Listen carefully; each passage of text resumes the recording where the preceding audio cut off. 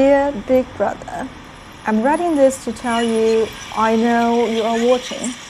In my inbox, my search history, my location, my trash bin, my group chat, my drive, my photo album, my everything, you are everywhere.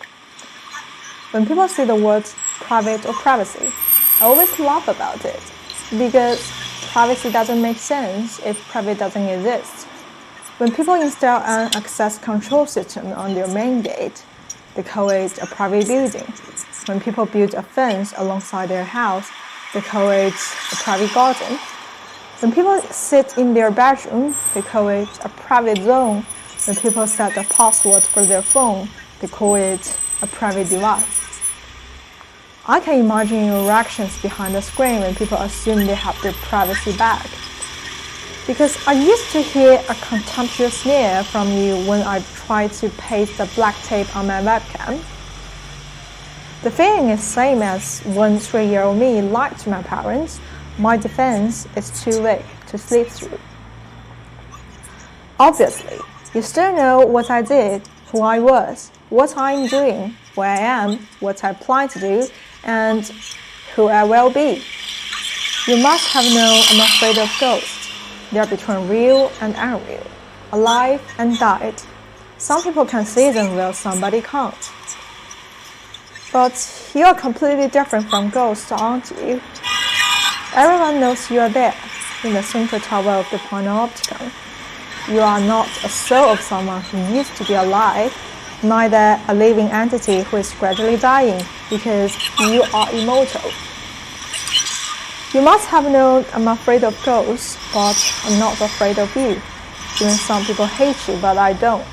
When I get lost, having no idea about who I am or what my passion is, I always check the persona you make for me. I am an 18 to 24-year-old female who can speak English and one more language. I'm a current university student who has received visual art and design education. I'm a binge watcher who loves comedies, documentaries, dramas, and talk shows. Honestly, I don't even know I had that many hobbies and interests.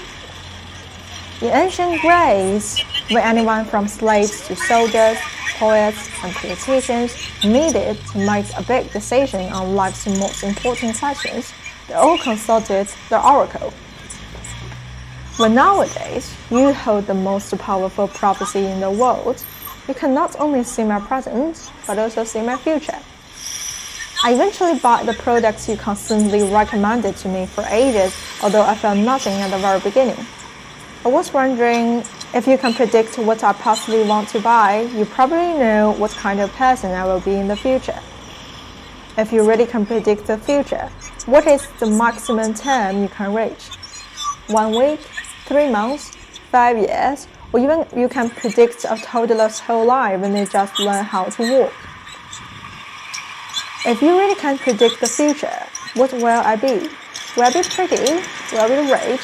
What would you say to me? 30,000 years ago, people used to paint on the ceilings of caves to memorize significant moments. The paintings recorded wars by their successes or failures, the development of society, nature disasters, and human diseases. Well, nowadays, you hold the most perfect memory in the world. You can not only see my future, but also see my past. You remember every single detail I liked in the world.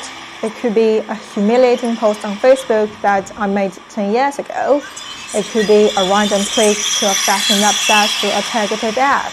It could be how many times I passed by a local street shop. I was wondering, if you can remember everything I did in my past 23 years, you probably have known what kind of person was I in that life. Or maybe I wasn't a human, but a tree, a cat, a rabbit, or something. If you can remember everything I did in my past 23 years, I don't have to worry about getting amnesia or Alzheimer's disease when I'm getting old, do I? Dear Big Brother, I'm writing this to tell you I know you are watching, but I don't intend to hide from you watching or even try to resist, because obviously I know I can't. Sartre has proposed a radical relationship of self to the other as my permanent possibility of being seen by the other. A subject who sees me may be substituted for the object seen by me. If being seen by the other is the truth of being the other, when I realize I'm being watched, does it mean I have already watched you back? If you are watching me, who is watching you then?